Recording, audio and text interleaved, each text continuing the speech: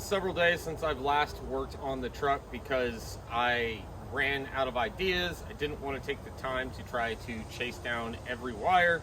So what I have done is I made a post in a S10 group about my problems, and after, of course, swapping the fuel pump out, swapping the relays out, swapping the coil pack out, and a couple of other parts, I pretty much decided that it is probably the distributor or the coil pickup that's on the distributor. So I went ahead and bought an entire distributor, and I'm going to be swapping it out. And if that doesn't fix it, then we're going to push this thing back in the backyard, and I'll figure out a different vehicle to take for the Gambler. So as you can see here, I have already removed whatever this electronic box is, pushed it up out of the way, moved the coil pack, disconnected it, moved it out of the way. Now there is a 15mm bolt that's way down in here that I'll show you guys here in a minute. That's how you're going to get the distributor out. First, I'm going to pull the distributor cap off. I have already sprayed a bunch of degreaser and brake clean and whatnot down in there to get all the grime cleaned off as much as possible. And to get to that 15mm bolt, you're going to need an extension or two, and then a little wobbly joint to get down in there. So let's go ahead, get that distributor cap off. Now I'm going to leave all the plugs and everything attached to it so that I know where they're supposed to go. And then once I get the cap off, I'll know where the rotor is. That way I can set everything exactly the same on the new distributor. There are two tabs on opposite corners of the distributor. Get you a screwdriver, push it down, twist it out, lefty loosey, of course. The same thing on the other side,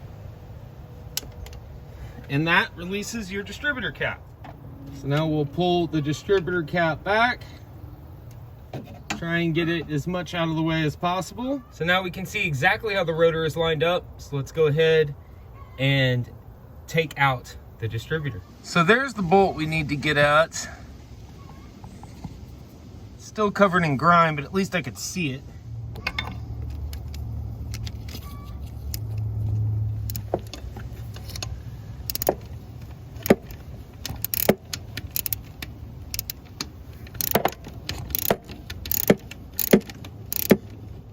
Well, I finally got the nut loose, broke loose, and now I am just slowly turning it out. Of course, this wobbly binds on me here and there. So we're gonna get this out and then pull the distributor out, and I'll show you that next. Okay, I've got the bracket off. The distributor is loose. Try to keep everything in the same position. And what wire is that? Oh.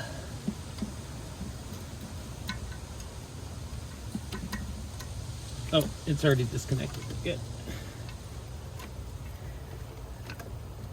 And there it is. There is the distributor.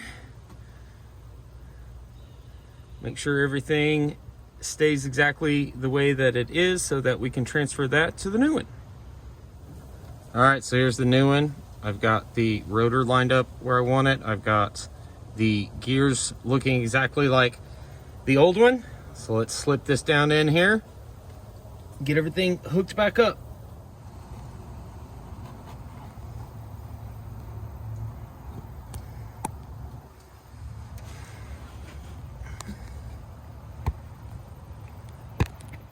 Okay, so I went ahead and slipped it down in off camera.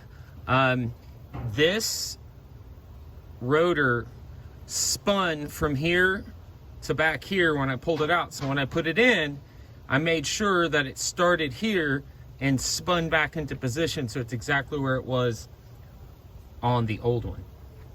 So now, all I gotta do is put that bolt and bracket back down in at the bottom, distributor cap on, and hook everything else back up, and let's give it a crank, see if it runs.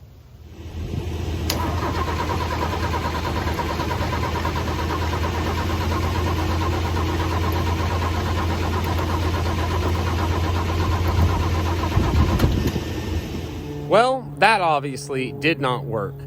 So instead of trying to diagnose the actual problem and mess around with it more for who knows how long, I went ahead and just slid it back underneath the bed, dropped the bed back on it. I strapped the bed down instead of bolting it down so that I can easily remove it later if I get a wild hair and decide to try to fix it and paint the frame. But for now, I ended up just putting it here in the backyard, and I will be moving on to the 2002 Suburban and trying to get it ready for the Gambler. Spoiler alert, I did. It was amazing. It worked out great. You guys will see that in the next video. Billy D, peacing on out of here. Don't forget, hit that like button, hit that subscribe button, comment below, and I will see you guys in the next one.